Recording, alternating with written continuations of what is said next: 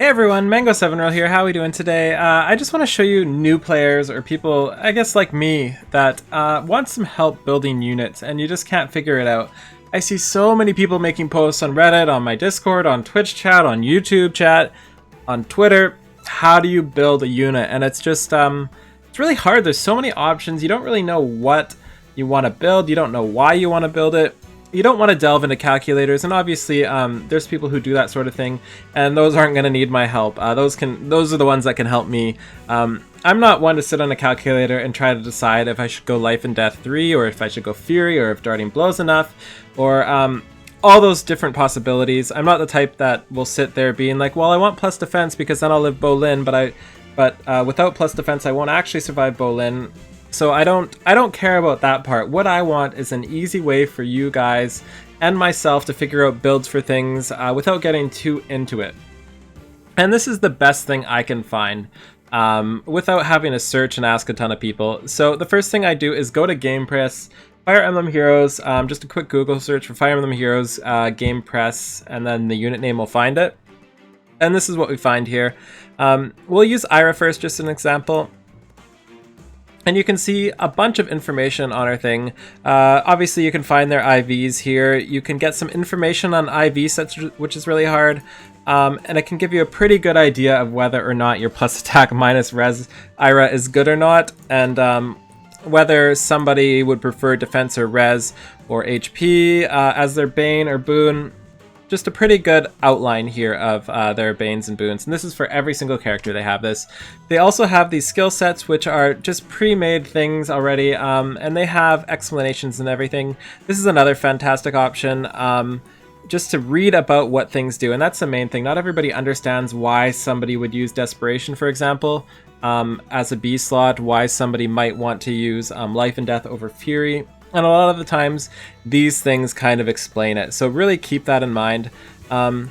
We can also see stuff like Quick Riposte here. People might not understand why to use Quick Riposte, and this kind of explains it here. Her high speed allows her to avoid most follow-ups in the game, so QR will almost always guarantee for a kill when attacked. So, like, reading this can get you to understand the game better and get more familiar with the abilities and how they work together. But the meat of this video here is entirely for this part, user submitted build statistics. This is my absolute favorite part, and it's not 100% accurate in any way, shape, or form, but I love it. They took it out for a while, and I was shocked. I was so sad, but luckily they added it in. So click on user build statistics. It's on every character right under the submit a hero build. You can also submit your own too if you would like.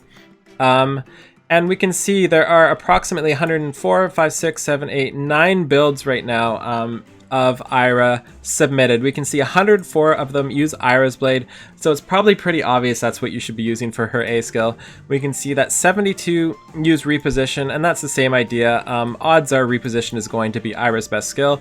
There's also some people who use her as a healer, that seems. Reciprocal Aid and Ardent Sacrifice, so kind of a niche build there. We can probably imagine we might see some renewal or something being used, and those renewals may have the same, may have the Ardent Sacrifice and Reciprocal Aid here.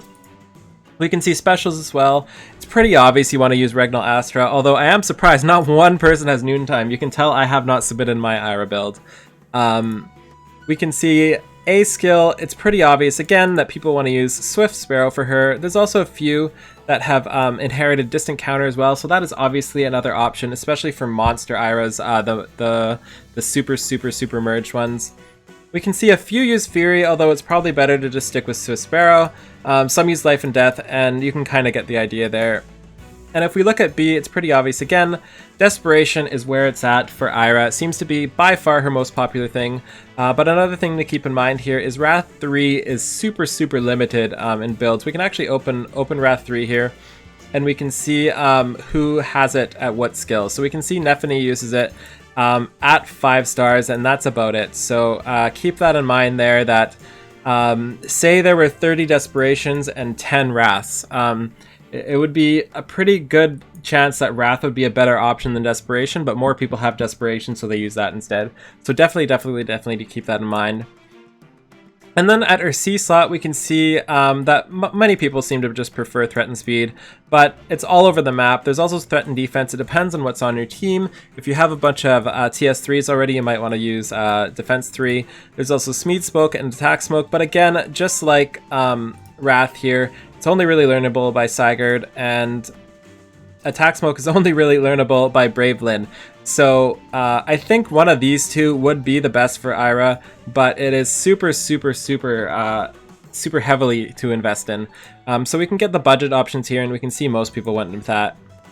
So we can take a look at another unit here. Let's take a look at one that's not as obvious. Let's do Bridal Cordelia here. This is one I keep getting asked how to build her. Actually, no. We're going to do Bolin, because Bolin is one of the ones I am asked infinity times a day how to build. And there are so many options, I'm just never sure.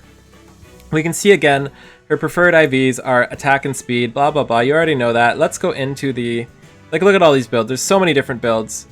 Let's go into the user submitted build statistics and see what people did. And you have to remember that what builds are at the top. Things that are in their default kit are obviously going to be way higher in rates than ones that aren't. So stuff that's inherited is going to be much lower. And it doesn't usually lag like this. I would love you to load this page so we can continue on with this video. Okay, so let's take a look at Brave Lyn here. This is a pretty controversial one. There are so many builds for her. Obviously, most people seem to stick with Mulagir. Like, why would you switch when she's already insane? Brave Bow is much better for a lot of things, specifically PvE stuff. There's also the Fire Sweep Bow option. So, pretty fun here that there's so many options for it. I actually see way more people recommend Fire Sweep Bow than I expected there to be. Like, I expected there to be like 50 Fire Sweep Bows, but apparently not many people actually like doing it as much as it's recommended to people in chat here. We have 181 with reposition, so pretty obvious choice there. Way more drawbacks than I expected to. Dracona Aura seems to be her special of choice as well, but it will change depending on if they have Brave Bow. If you notice, there's 100 with Brave Bow, and there's approximately 88 with Luna. So my guess is people who are using Mulagir are probably using Dracona Aura, and people who are using Brave Bow are probably using Luna. Just a guess, but I assume that's what it's about. And we can see her A skill, 277 with Swift Sparrow. There's 43 with Life and Death 3, but I just think Swift Sparrow is good enough. No reason to switch. We also see 305 with Sakei's Blessing. Again, pretty obvious choice here. No reason to switch. And Attack Smoke 3. I'm kind of surprised by that, but it's her default skill and it's amazing. But I expected more Hone Cavalries. We can kind of guess Brave Lyn's always going to be next to another horse, probably Reinhardt. So Hone Cavalry on both of those is fantastic. So that is really great to think about. And this is what I'm talking about here. There are so many different options, and obviously I'm not telling you how to build a Brave Lyn here, but I'm trying to walk through my thought process to kind of give you an idea of how to use this information. One more I want to look at, because her skill sets are much different depending on what she does, and she's a unit who's kind of popular today since she just came on the banner again. So we have Spring Camilla, and a lot of people are wanting to build Flyer Emblem because their Noe is now Hone Flyered and they're all set. So we can see her IVs here, blah, blah, blah, blah, blah, and we can see the different builds.